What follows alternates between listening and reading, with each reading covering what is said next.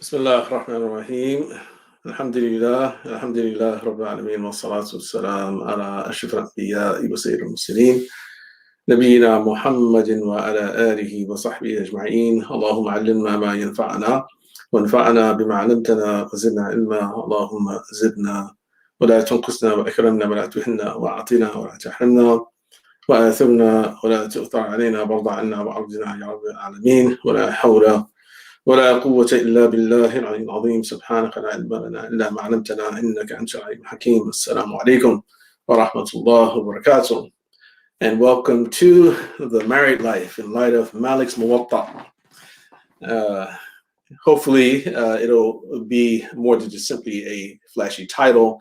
But today and for the coming weeks, the plan is to speak about the importance of family and in terms of its formation and its maintenance in light of the prophetic guidance. Now, naturally, the prophetic guidance is extremely important for a believer, and all of us claim that the best of guidance is the guidance of the Messenger Muhammad sallallahu alaihi wasallam. So that's why it's important to make his words the point of departure for any of our proper or the proper understanding of marriage, its formation, etc. We don't plan to focus so much on divorce during these 7 weeks. We want to focus just simply on the hadith with respect to marriage formation, and also with respect to things like the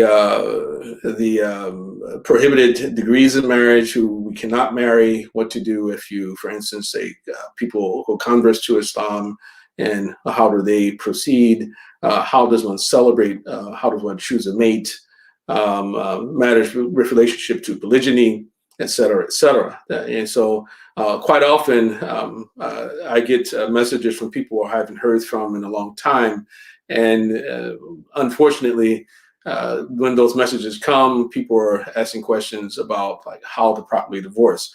But when it comes to marriage, people don't usually contact you about advice on going into a relationship. So for that reason, I didn't want to focus on divorce so much. And our hope is that we will be focused on trying to make our relationships work. Family is the nucleus of society and the foundation of its well-being.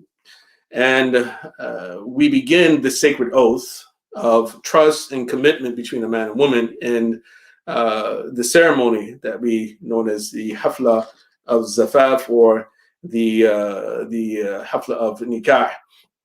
And when the family is built upon faith in God and his directives, familial bonds are further strengthened. As we know, the objective of this particular course is to root the ethics of Muslim family life in the guidance of the Prophet Muhammad sallallahu alaihi wasallam, and the insights of one of the most celebrated Muslim jurists in Islamic history, Imam Malik ibn Anas radiallahu an. What characteristics should one look for in a spouse? What is the proper way to propose? Are there limitations on who you can marry? What is the proper way to celebrate such a happy and life-changing occasion? So those are just some of the questions that we hope to answer during these 7 weeks.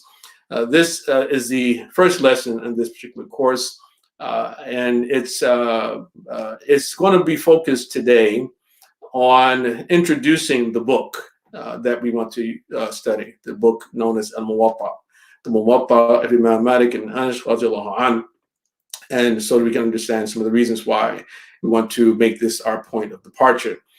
But before that, I just wanted to recite one of the most important verses in the Quran with respect to the relationship and marriage, where Allah subhanahu wa ta'ala, he says in Surah Al-Rum, وَمِنْ آيَاتِهِ أَنْ خَلَقَ لَكُم مِّنْ أَنفُسِكُمْ أَزْوَاجًا لِتَسْكُنُوا إِلَيْهَا وَجَعَلَ بَيْنَكُم مَّوَدَّةً وَرَحْمَةً إِنَّ فِي ذَلِكَ الْآيَاتِ لِقَوْمٍ يَتَفَكَّرُونَ. And among his signs is that he created for you from yourselves spouses in order that you live with one another in tranquility.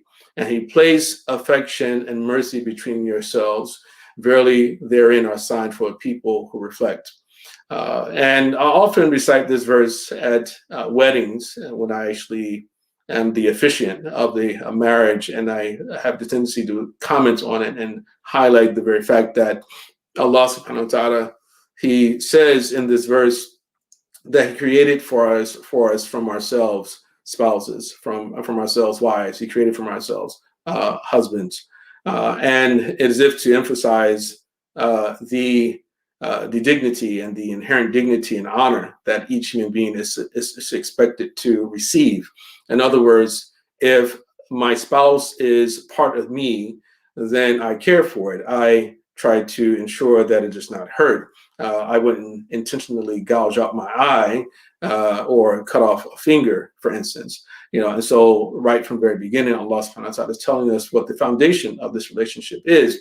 And as a matter of fact, what we notice or should notice about the verse is that Allah subhanahu wa ta'ala, He doesn't talk about rights and obligations. He focuses on the emotional connection between the two people, between the husband and the wife, and the goal of the marriage being to live in a state of sakina, of tranquility, or sukoon, or stillness. If we're often anxious, and then the marriage relationship, creates a type of stillness within the individual. It tranquilizes us.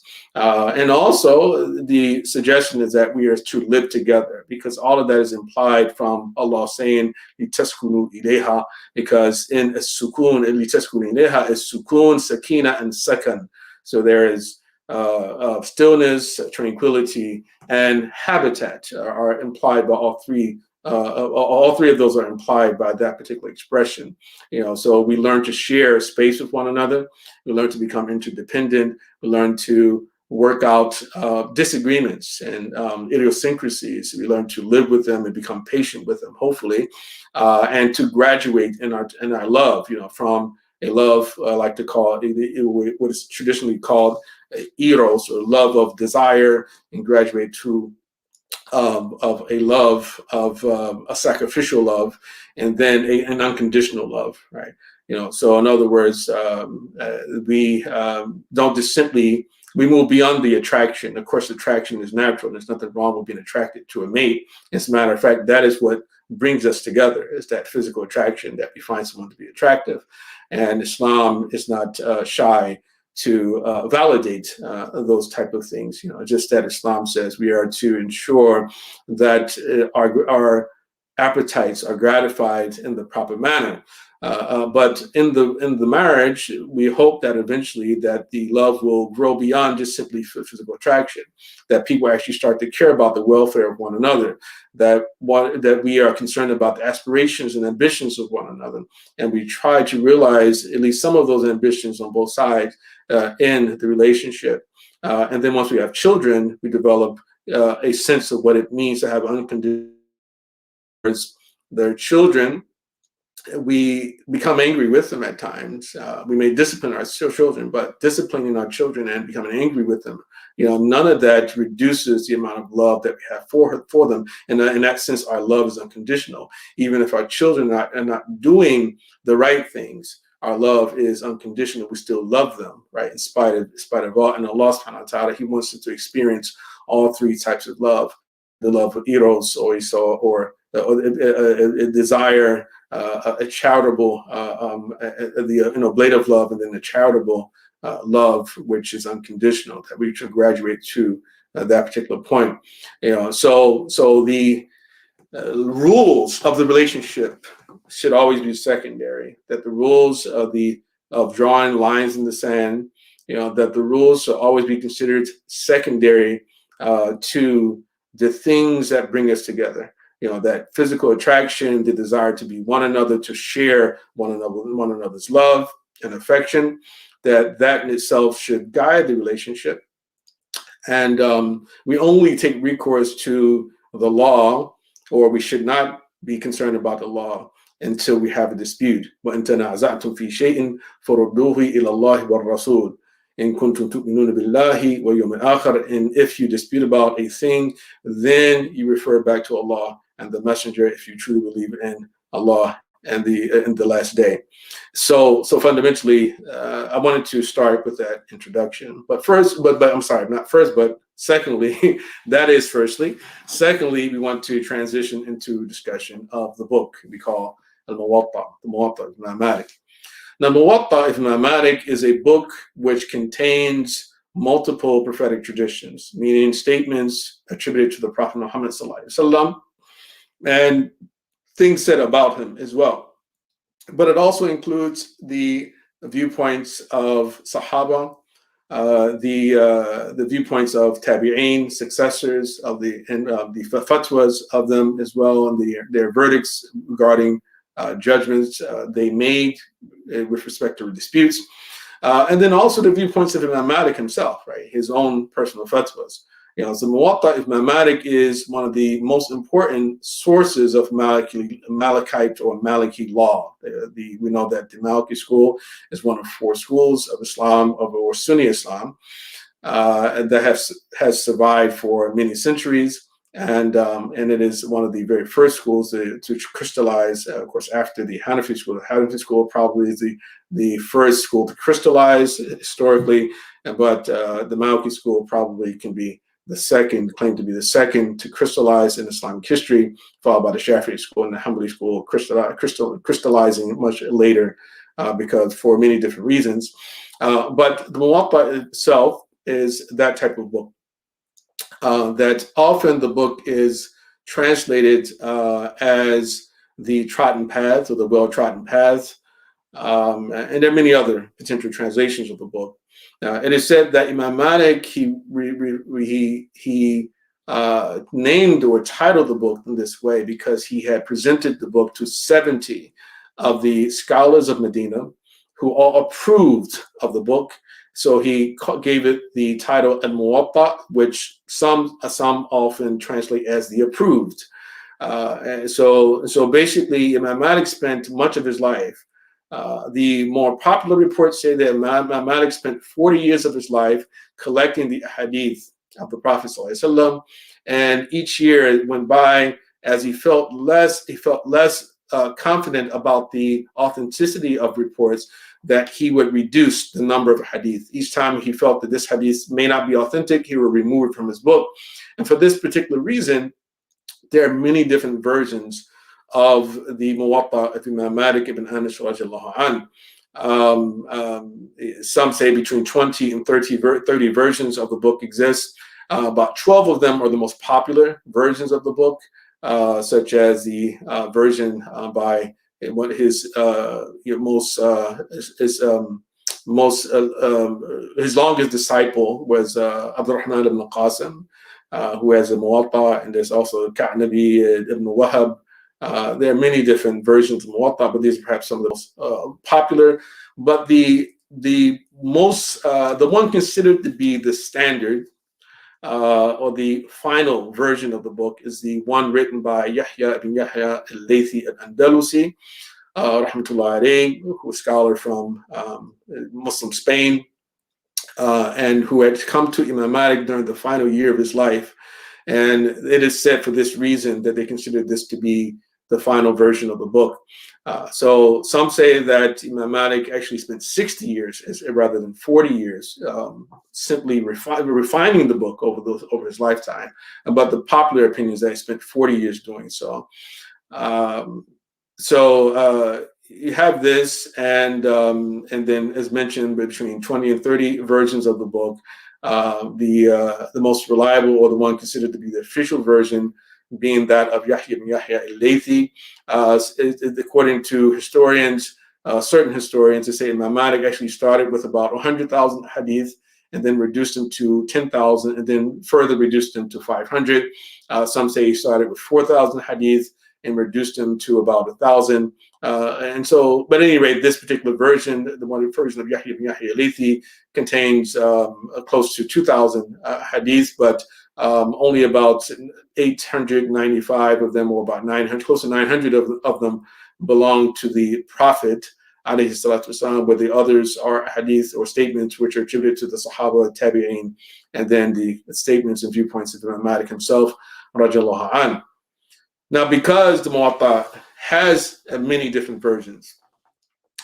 It is said that for this reason, the ulama did not include it among we call the 6 books, or the 6 reliable books. At one point, it was included amongst the 5 most reliable books, but then later on, partially because there are many different versions of the books, the scholars, they excluded it from the list, and partially because the book contains not only hadith of the Prophet ﷺ, but the statements of others and the opinions of others in it, as well as a combination of fiqh and hadith. And they wanted to collect books which only contain a hadith. And then also because within the book, there's much of what Imam Malik calls balagha, or they refer to as the balaghat and the irsalat of Imam Malik. In other words, Imam Malik would say, it reached me that Isa bin Maryam said this, or this person said that. And that itself was not characteristic or something that the ulama themselves were very pleased with to find in a book of hadith, and to say that I'm just simply reporting something that someone had conveyed to them without an isnad in particular. But in spite of that all, Imam Shafi'i said of the Muwatta Imam Malik that the most authentic book on the face of the earth after the Quran is the Muwatta Imam Malik, and this is before Imam Bukhari wrote his book, and this was the opinion of Imam Shafi'i. And also, the Muwatta is referred to as the Sahih, as-Sahih in the same way that the Sahih of Imam al-Bukhari is called as-Sahih, or the Sahih of Imam Muslim also is called as-Sahih.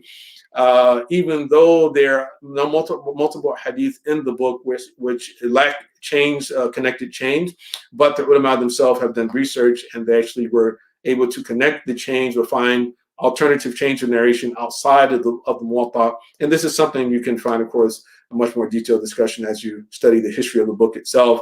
And so the contributions of scholars like Ibn Abdul Barr or Ibn Salah, where actually they were able to verify that pretty much every single hadith in the Muwatta, in particular of Yahya bin Yahya al-Laythi's version, is Sahih. It has a connected chain, even if it's outside of the book itself.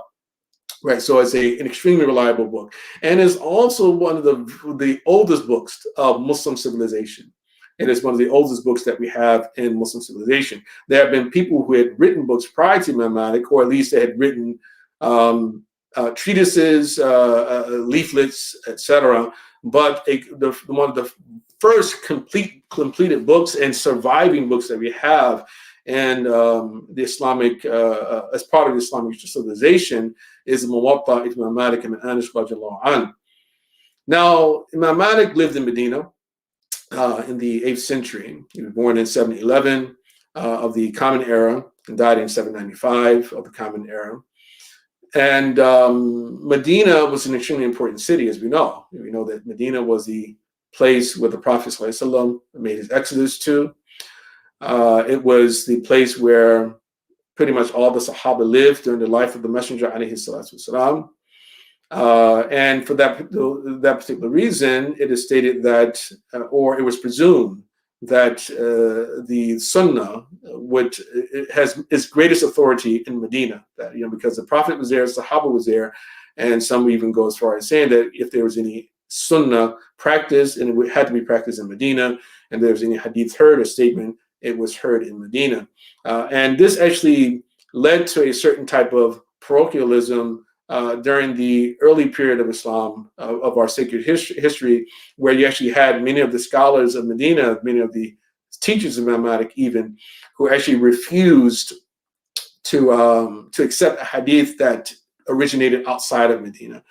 So a hadith may originate from Iraq, and they say, well, none of our ulama know this hadith, and so they were just simply rejected because they considered Medina to be the standard for determining authenticity for some of the reasons that I've mentioned already. And so the Medinites were known for embracing a concept known as the practice of the scholars of Medina, Amal Ahli Medina, and that itself would be a source of the Sunnah. And also, it would be the source which would basically determine the religious understanding, right, when in contradiction of a non-diffuse hadith. In other words, khabar ahad is a hadith that comes from Iraq, or hadith which may even be circulating in Medina itself, which teaches something which is contrary to the common practice of the scholars. Then they would just simply ignore that hadith and they would go with the common practice of the scholars of Medina. Right. So as mentioned before, Yahya ibn Yahya al-Laythi, he was the last of the students of Imam Malik to collect from him the hadith of the Muwatta. And I just want to mention just one story about Yahya. Now, Yahya himself was a man of Berber heritage. He originates, of course, from the Maghreb, in this case, which is a reference to the Andalus, or Islamic Spain. He came to Medina to study with Imam Malik. And in one particular story, while in his circle of students, there was a parade of elephants happening in Medina. That someone had come to town and brought a number of elephants. And the students of Imam Malik actually got very excited. So they got up and they left. They went out to see the elephants. All of them left, and Yahya himself remained there in the presence of Imam Malik. Imam Malik smiled as he watched the students leave his circle, and he sat there, and he also smiled because he observed that Yahya himself had remained in his seat. So he said to Yahya, he says, why don't you go out to see the elephants? Aren't you interested? Elephants are not common in the place, in your homeland. This is not a common sight, so maybe you get an opportunity to see something you haven't seen before. So Yahya said to Imam Malik, he said, I didn't come all the way here to Medina to see elephants. I came here to see you. And from that moment, Imam Malik started to refer to Yahya ibn Yahya as Aqilu al-Andalus, the wise man of Andalus, or the wise man of Islamic Spain, because of this particular, his tenacity, his commitment to knowledge, and of course, him not abandoning his great teacher, who was foretold by the Prophet ﷺ to actually come prior to the hour, but definitely after the time of the Prophet ﷺ. In one particular hadith, and there are many narrations of it, it states that a time will come when people will be making strides to seek knowledge, and they won't find anyone more knowledgeable than the scholar of Medina. لا يجدون عالما أعلم من عالم المدينة. They don't find any scholar who is more knowledgeable than the scholar of Medina. And the scholars of Imam Malik's time, his peers, were almost unanimous that this hadith was a reference to him. And Medina itself has special status too, in that there's a hadith that says, if anyone can die in Medina, then let him die there. Because if you die there, I will be a witness and an intercessor for him on the day of resurrection. This is a hadith of the Prophet Muhammad sallallahu alaihi wasallam. Whoever is able to die in Medina, let him die in Medina. So Medina has a special status, and also with respect to the eschaton. In other words, the end of times at Medina, we know that the Medina, like Mecca, will be the only two cities that the Masih ad-Dajjal will be unable to enter. It says that the angels will be protecting the gates of the city, so that the Masih ad-Dajjal will not be able to enter. But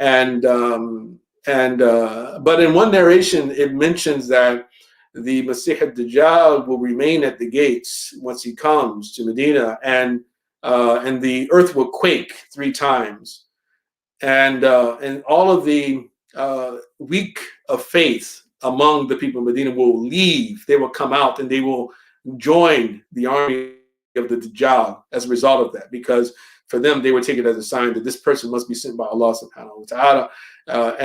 So their faith will be challenged. And as the Prophet told us, that there is, between the creation of Adam and the occurrence of the hour, there's no greater fitna than the affair of the Dajjal. Right? And this is because of the Dajjal having this somewhat miraculous power to do these things. And so this particular hadith actually confirms a statement that the Prophet ﷺ said about Medina, where he says that Medina is like the bellows, that it cleanses itself of its filth and it accentuates its good. In other words, those individuals who will flee from Medina and to meet and to join the Masih al-Dajjal, that they themselves are the filth of Medina, right? So their lack of faith is what will lead to that. So this, again, just a little bit about the book itself. The Muwatta itself is a very old book, is an important book, a foundational book of Islam, that every hadith scholar who is a hadith scholar has become a hadith scholar only after studying and perhaps even memorizing the Muwatta, Imam Malik, Ibn Anas, in addition to, of course, the other reliable books, Sahih Bukhari and Muslim and others. Before I conclude, I did want to also just simply offer some more comments about the idea of marriage. Now, we know in the Arabic language that one of the most common words for marriage is the word nikah.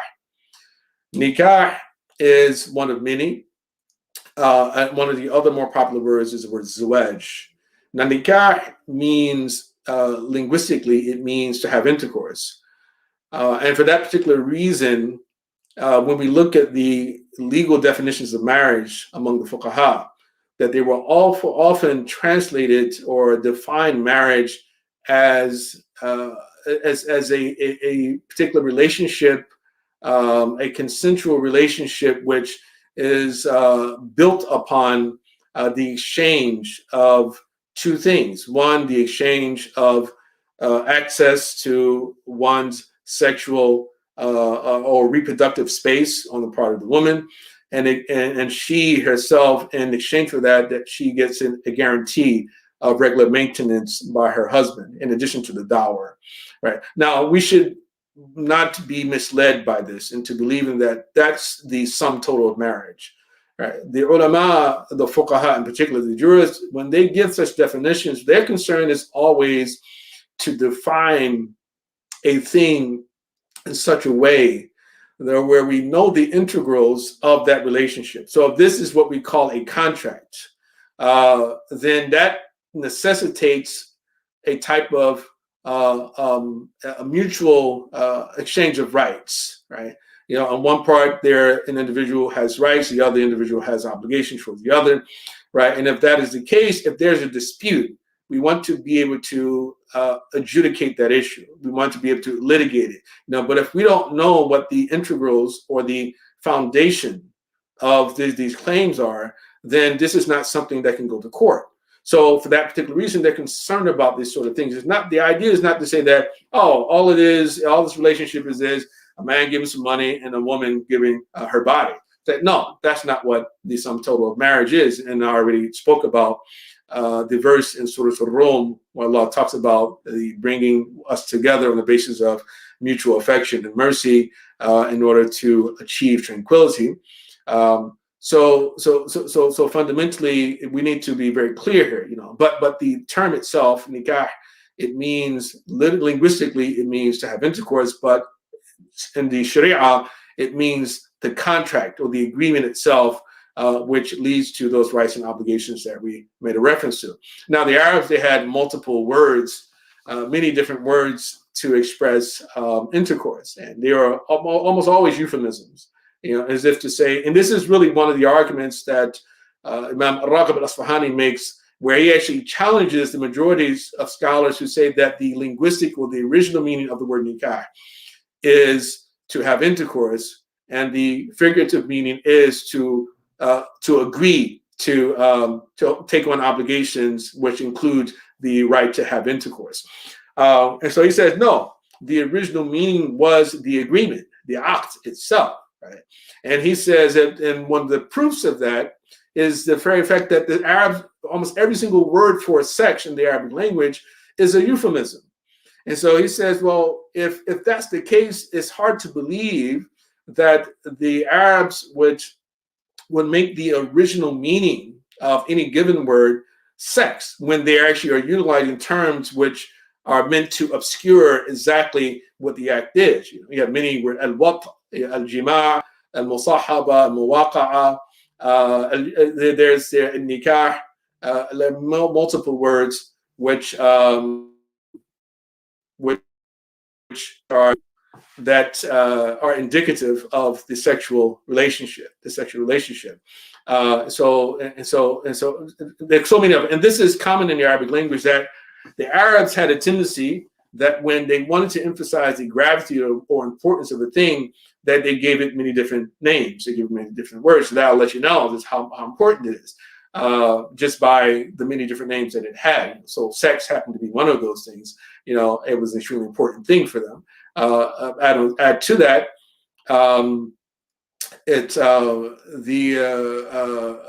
other examples include like word for a lion, right? There are many different words for a lion in the Arabic language, or there are many multiple words for a camel in the Arabic language.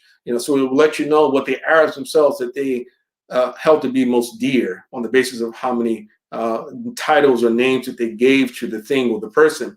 The Prophet Muhammad has many different names. Allah subhanahu wa ta'ala has many different names.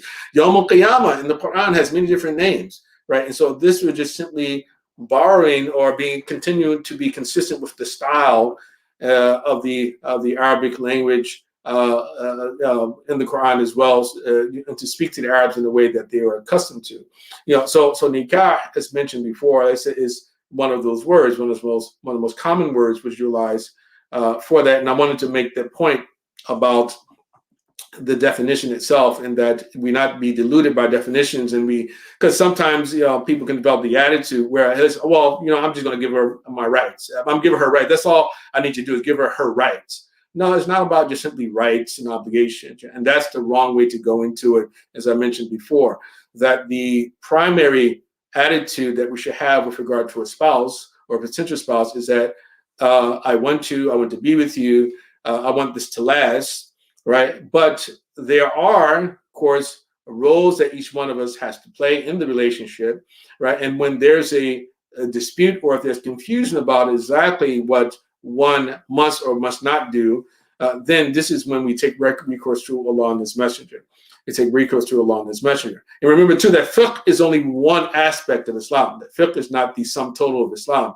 Fiqh is one of the three main aspects of Islam. We have fiqh, and we have aqidah, and then we have akhlaq, we call tasawwuf or ihsan, and suluk, many different names, of tahdib al-nafs, tazkiyat al-nafs. There are many different names for it. So all three of these are inclusive of what Islam is, so they complement one another. They make up for the imperfections of the other, so what one is missing, we can find completion in another aspect of the teachings of Islam. And then lastly, what I will say is that there's a hadith which I think that we all need to reflect upon very deeply. And this is a hadith that says that Shaitan, he places his throne over the waters, and he dispatches his minions from that location. And those who are most close to him are the most deleterious, the most harmful among his minions, right? So some of them will return to him and make mention of a deed that they had done, or a misdeed in this case, and he will consider it to be insignificant. He will say to them, "You've done nothing. You've done nothing." And then eventually someone will come to him and say, "Today I separated a man from his wife." And saying, this is the one that Shaitan will bring close and say, "Yes, you're the one. You're the man, anta, that you are the one." And so ultimately he wants to destroy humanity. He wants to break up the family. And we are dealing with a lot of challenges to family today.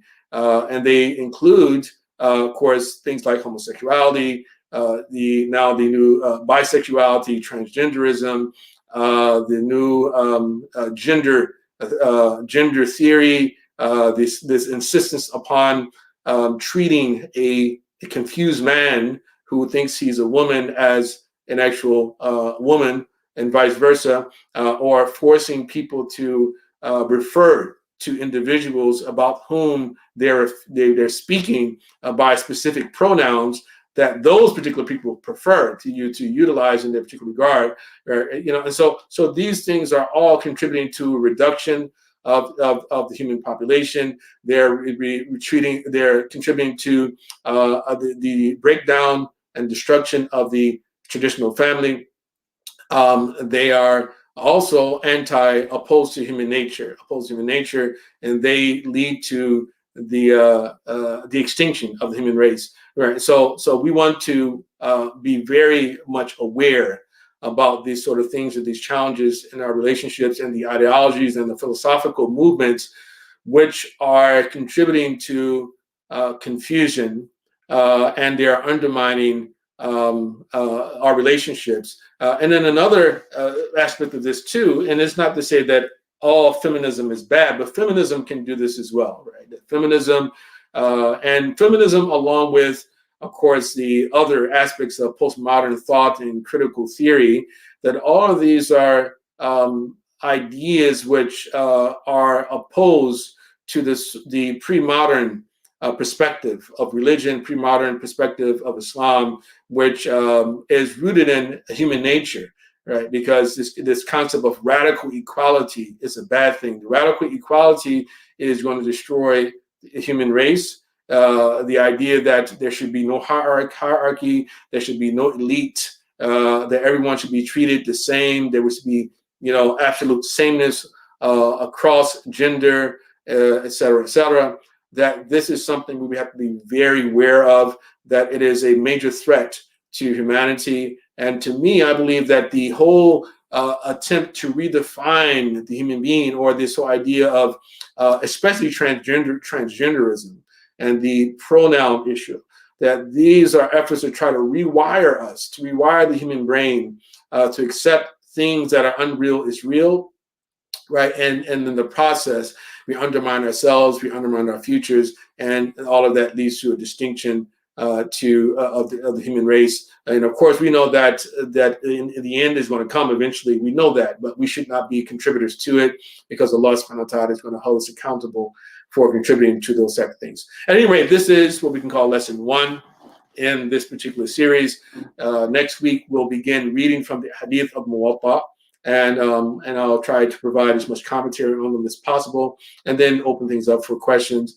And so if there are any questions even right now, you're welcome to ask a few questions before we continue, or before we conclude, I guess you would say, for today, and then reconvene next Saturday, inshallah.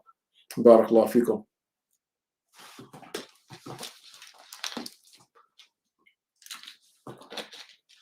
So I already see one question which says, what is the name of the book and where can you get it?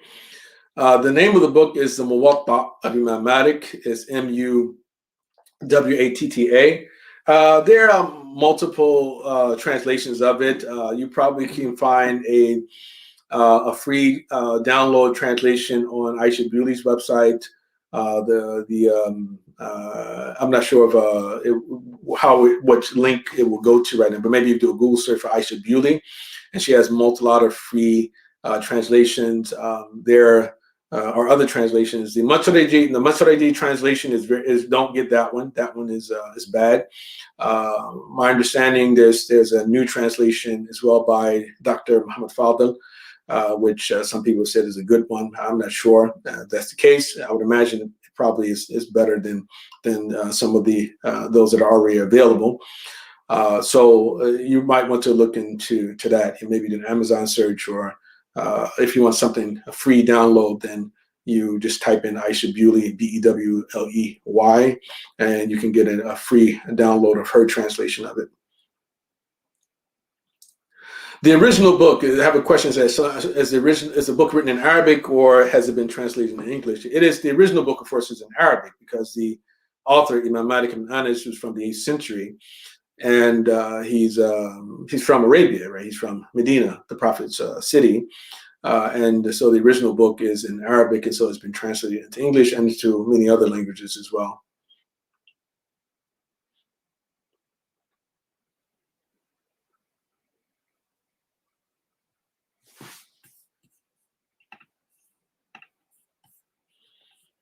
Okay, should I wait maybe a couple more minutes, maybe a minute or so, if there are any other questions? If not, then we can conclude for now.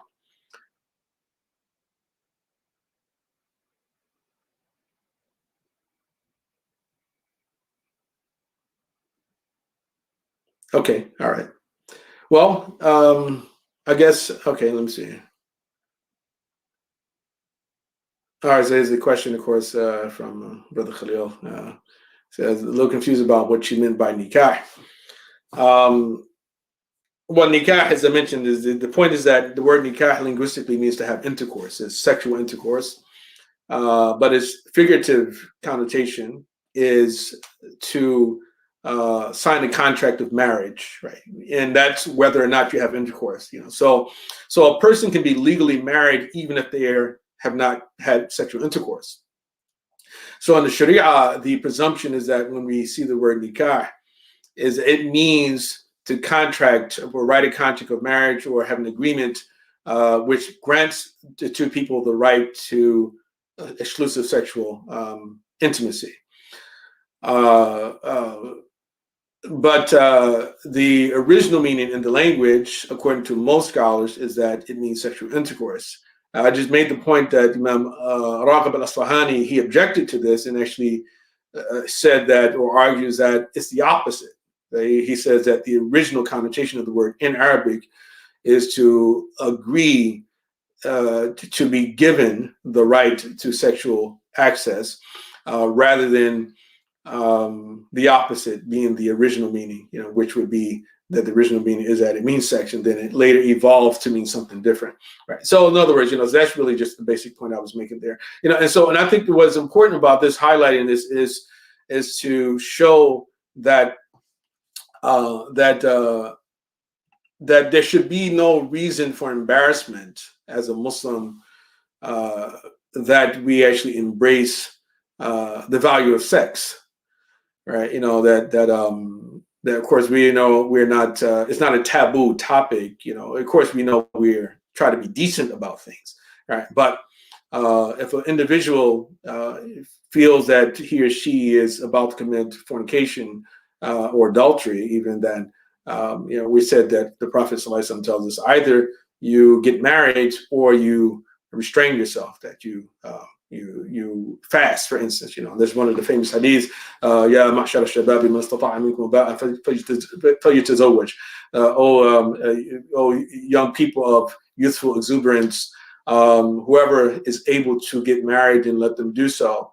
But whoever is not able to do so, meaning who doesn't have the financial capacity to do so, فَعَلَيْهِ بِالصَّوْمِ, then that person is to fast, فَإِنَّهُ لَهُ وِجَاء, because it is castration for him if he does so. Not to fast a single day, but consistent fast will eventually lead to that. And of course, change of your diet. We have to consider those type of things too, because the Sahaba didn't eat a lot of meat to begin with, a lot of spices and meats. That was not something normal for them, so some person might apply the hadith and just assume, okay, well, the hadith can't be true because even though I'm fasting, I still want to have sex, right? So, no, maybe there's some other things that you have to give consideration to, and it doesn't mean that you just simply fast one day and then all of a sudden your sexual appetite is going to be reduced. It means more than that. So that was the basic point I was making about nikah, but also I wanted to make the point that just because that is an integral part of the definition of nikah in the books of fiqh, that it doesn't mean that the ulama are saying that the relationship between a man and woman is only sexual. That's not the idea. It's not just simply quid pro quo, where she gives access to her body and the man, he pays on a regular basis. No, that's not all it is, right?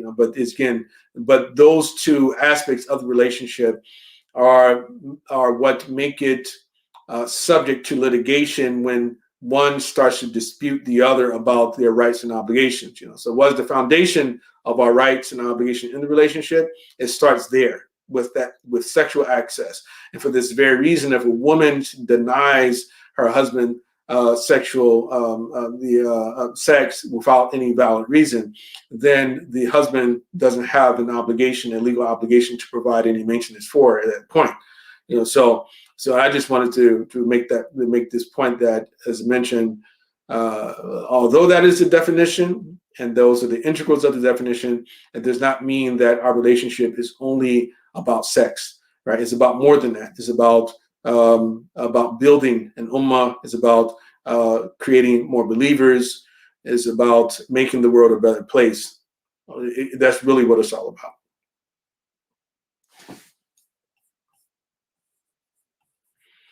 All right, so okay, I think that probably is a good way to conclude. And looking forward to next Saturday, inshallah.